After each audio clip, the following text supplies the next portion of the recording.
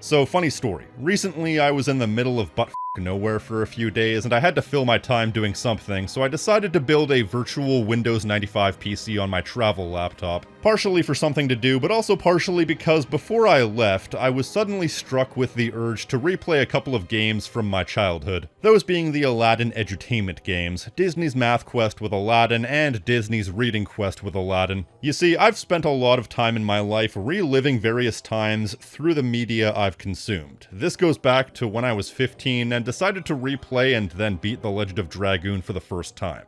I think the media we consume growing up defines us all, but there are multiple levels. There's the obvious stuff that you'll never forget and will always hold a special place in your heart. For me, that would be something like Spyro. Then there's the second tier of stuff which you remember but don't have much fondness for. Something like Army of Two would be that for me. And then you have the bottom layer of stuff which you remember but to such a vague degree that you weren't even sure if what you were thinking of was real. This is just that. It's to the point that I wasn't even quite sure if these games were real for many years. I had such vague memories of them, I wasn't even entirely sure that they weren't the result of an extremely vivid dream from when I was super young, and I was almost wanting to play them just to convince myself that they actually existed. But they're real and are responsible for some of my earliest gaming memories. I must have been 4 or even younger when I first played these games on my family's first home computer, and I took the opportunity to play them again for the first time in well over 20 years while I had nothing better to do. So let's take a look and see how they hold up. To be clear, obviously these games don't hold up as games to me. I mean, these are edutainment games for people probably 10 and under, if that. They're essentially Myst-style point-and-click adventure games. You are an unnamed protagonist meant to be a self-insert meant for the player.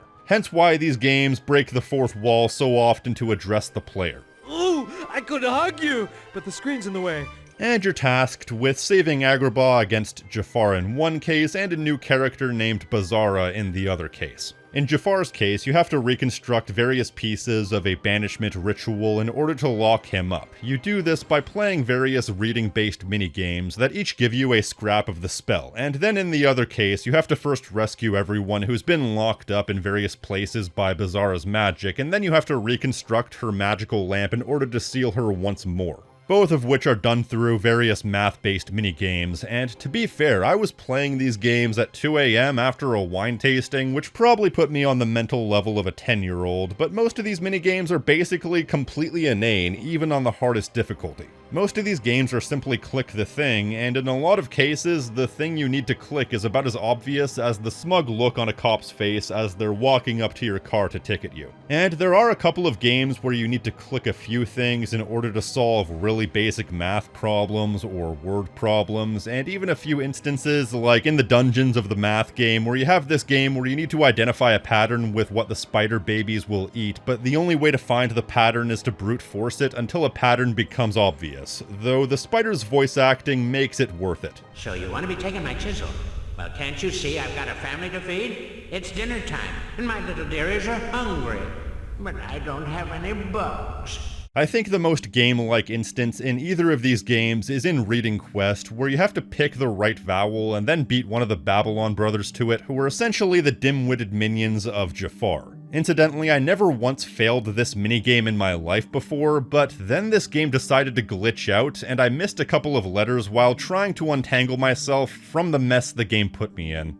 It wasn't even the last time the game glitched out, like in one of the final minigames where I had to put a shell on a word to get 3 in a row, but other than that one game, most of these minigames are about as thoughtless as it gets. It's hard to consider that a flaw though, that's just me not being part of the game's audience, and get ready to hear that statement a lot. Between the two, I'd say that Math Quest has the better set of games, first of all because these games are actually quite varied, which makes sense. Math encompasses so many different aspects beyond numbers. You have trigonometry, variables, reverse order equations, proportional weighting, patterns, you name it, where there's only so many ways you can structure a game mode out of spelling a word. You can feel the game struggling to find that variety even as you're playing, because once you're beyond teaching vowels and turning words into other words using different prefixes, there's really not much left. The most creative they get is when they make you construct proper sentences, but that's the most brainless game mode out of them all because you don't even know what these pieces of paper say until you flip them over, so it's basically a complete guessing game if you're going to get the correct sentence pieces. At that point, it's barely a game because you're not giving me the tools to interact with the game's mechanics meaningfully. Other than that, the game where you construct words from the first half and second half of words at least takes a bit of thought, but then after that, the final few games are basically retreads of games we've already played, so at that point, you're kind of out of luck as far as quality game design is concerned. Meanwhile, they actually have some good ideas when it comes to making math-based games. Hell, that mosaic building game where you have to build the second half of a mosaic from the first half is infinitely more compelling than anything in Reading Quest. Also, for the record, that example mosaic that the woman makes for us, that is obviously a cock and balls. Matter of fact, this game even had a mini-game that completely stumped me when I was young. My mother always ended up having to beat that level for me. A game where you had to use specific and non-specific contextual instructions to identify how many crystals of each color were part of each of 3 different potions. So that actually took a bit of thought, and honestly, it's fair to say this game may have been a touch too hard for its target audience. Though I will say, one thing that really irritated me pretty much through the entirety of Math Quest, and especially for the potion making game, is the fact that it requires you to drag and drop items. And you have to painstakingly drag and drop every item one by one, and some of these require a lot of items. So it gets very old very fast. Also, look at those fruit. They look a little too real.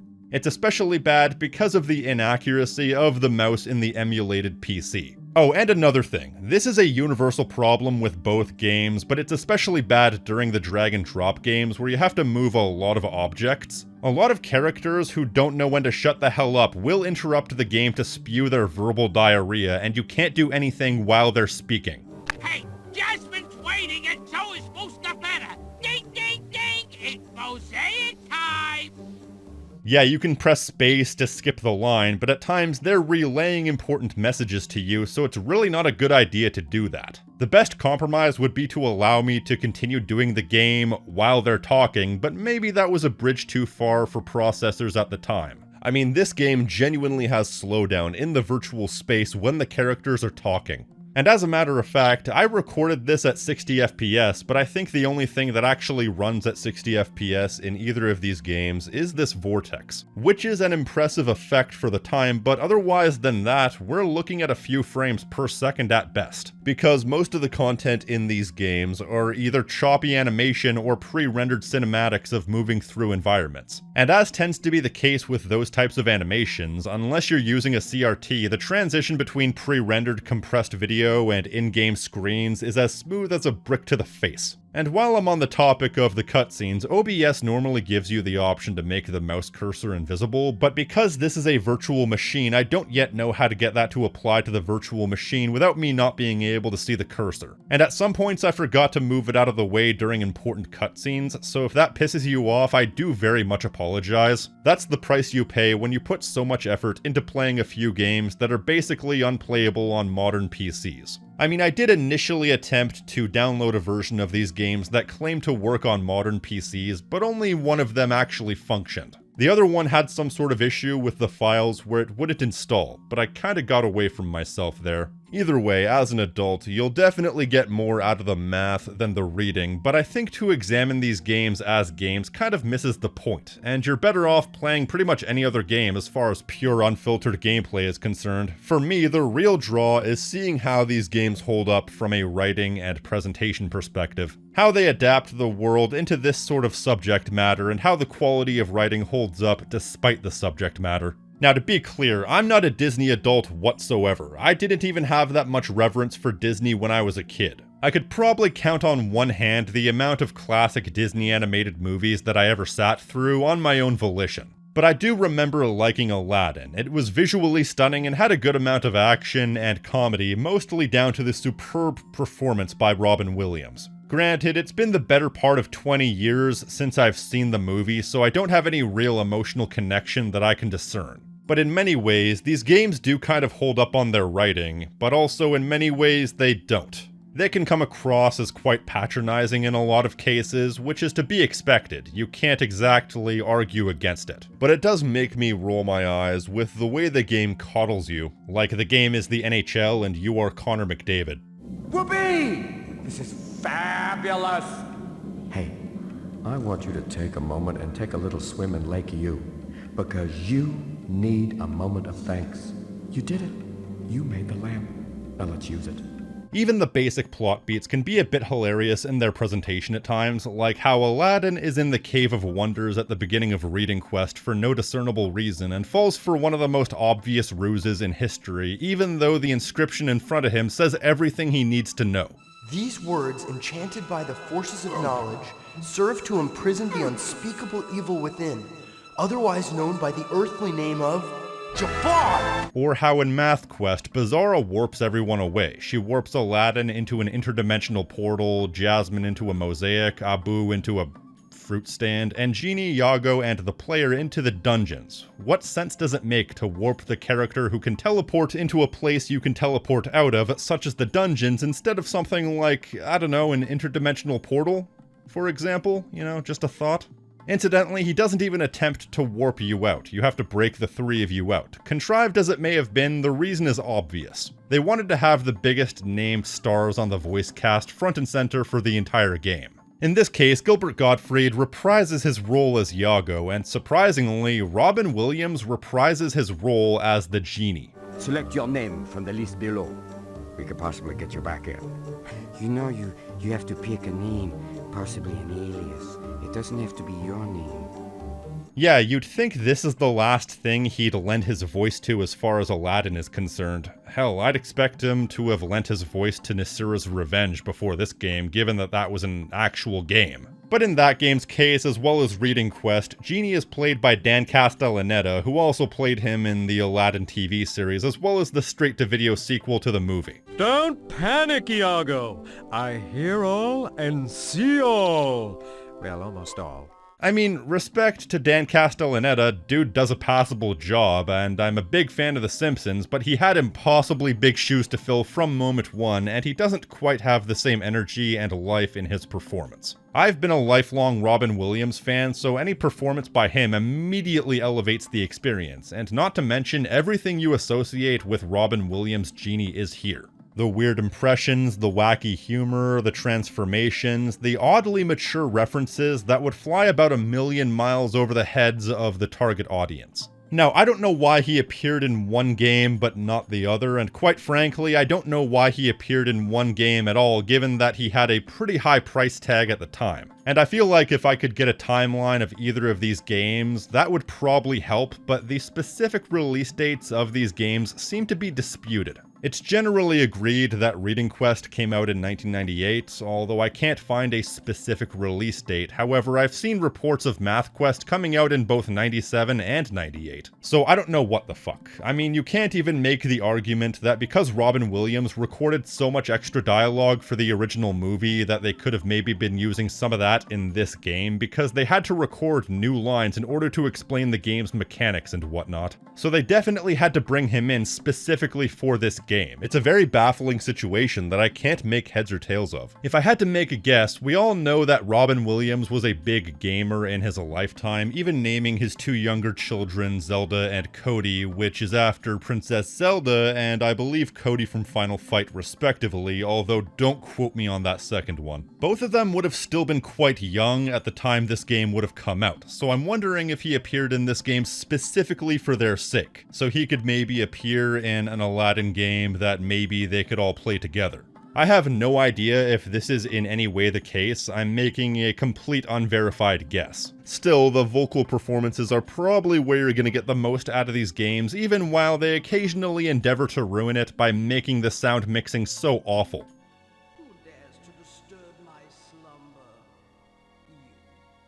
You snake? Ah! Only a human can be the master of a genie. I had to increase the volume to the maximum the emulator would allow just to make the characters audible. But it actually does come across as surprisingly authentic even with Dan Castellaneta, because in that case it feels more closely associated to the TV show.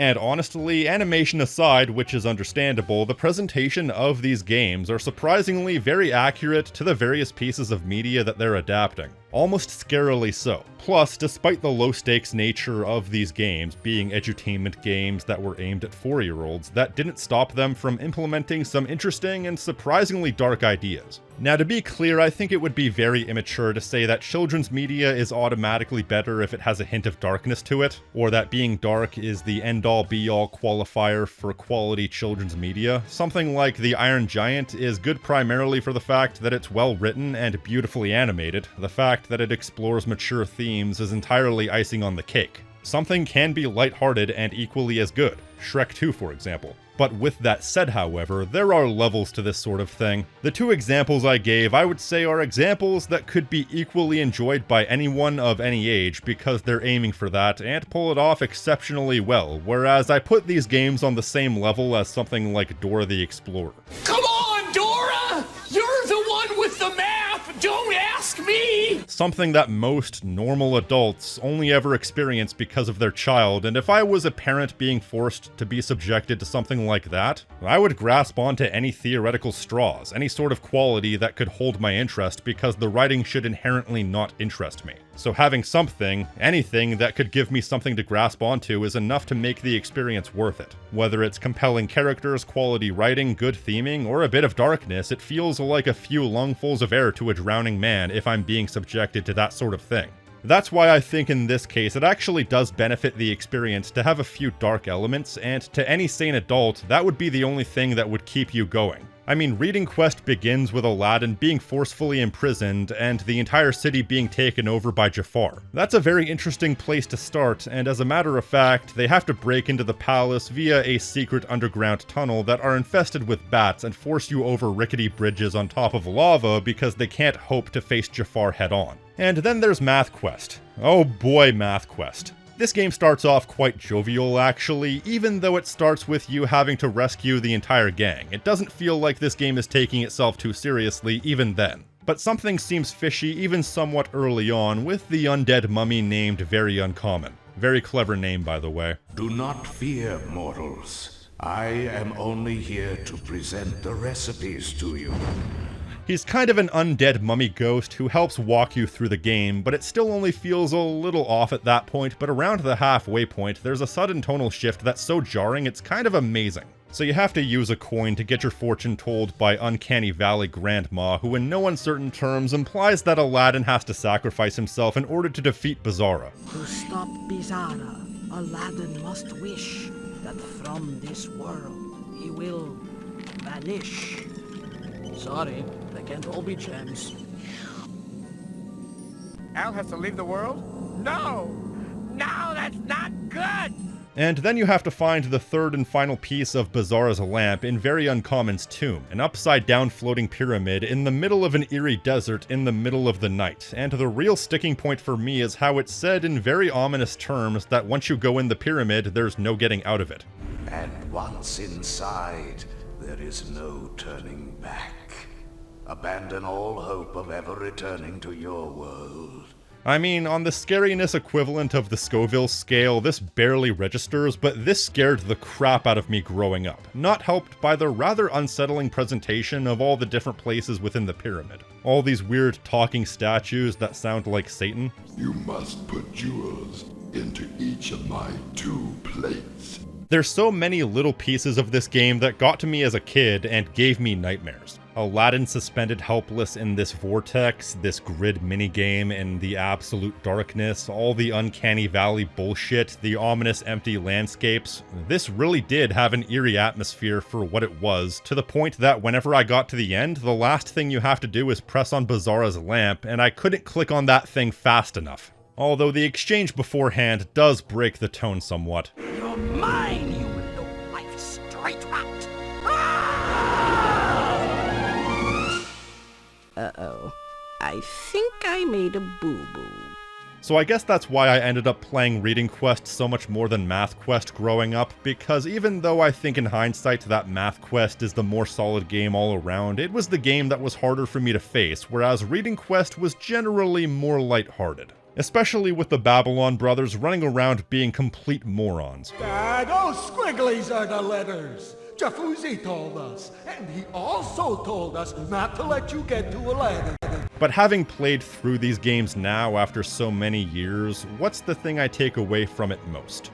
Playing through these games, it felt like it awakened ancient dormant memories that were almost surreal to experience. I mean, these games do have somewhat of a surreal quality to them, given the fact that so much of these games' worlds have to be built around non-sequitur mechanics and ideas in order to justify the whole reading and math quest element, but that's only amplified by the fact that these games are so closely associated with a period of my life that's so long ago it almost doesn't feel real. It's such an odd thing to experience, but at the same time weirdly compelling for the fact that it's like plugging in a digital time capsule directly into my brain and decrypting memories I didn't even know I had. But I feel like that's really the only thing that these games are worth to me anymore. I would have never touched them if not for the memories or nostalgia, and I will absolutely never touch any other Disney edutainment game, because I have absolutely no reason to. When it comes to re-experiencing media, there are certain things that you go into wanting to experience for the media itself, whereas some things are really only worth going back to simply for the experience of going back to it, because some things are such inherent nothing burgers to the adult mind that they don't have the potential to be anything but vessels for long forgotten memories that don't stand up in their own right. Do I think these games suck? Absolutely not. They're way better than they had any right to be, but they only really had the right to be completely mindless experiences for anyone over the age of 4. So the fact that they attempted to be more than that is admirable, and I would have liked to see these ideas brought out in a game or a movie that wasn't shackled to the subject matter, because one could argue that they're not necessarily making these games better for including these ideas, but they're making the ideas worse by including them in the games and forcing them to stand alongside such asinine, patronizing gameplay mechanics and dialogue. Quality is relative, and I think that games like this can only be so good, so when they exceed those very meager expectations, it's cause for celebration, but only a little bit. Personally, going through these games was a fun little curiosity, but other than that, I really don't think I have any reason to touch them ever again. Nostalgia is a hell of a drug, but in this case I feel like that drug can only carry me through one playthrough each, and now if I want to explore my nostalgia, I think I should go back to games that actually qualify as games and not interactive toy boxes for little kids. It's nothing against those types of games or their artistic value, it's just an admission that this is a genre that's passed me by. No matter how important these games were to me, I can only get so much out of them. That's all I've got. If you like what I do here and want to support the channel, you can like this video, leave a comment telling me what you think, subscribe, and hit the notification icon so you're always up to date on what I'm doing. And if you want to support the channel in a more direct fashion, you can pledge to my Patreon for unique perks and rewards such as early access, Discord benefits, and exclusive content along with these fine folks right here.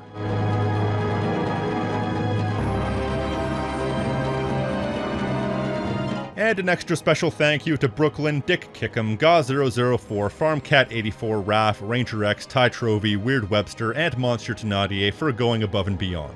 Elsewise than that, I've been the King of Snark Style right here on Tactical Bacon Productions, and I will see you next time. Stay crispy, my friends.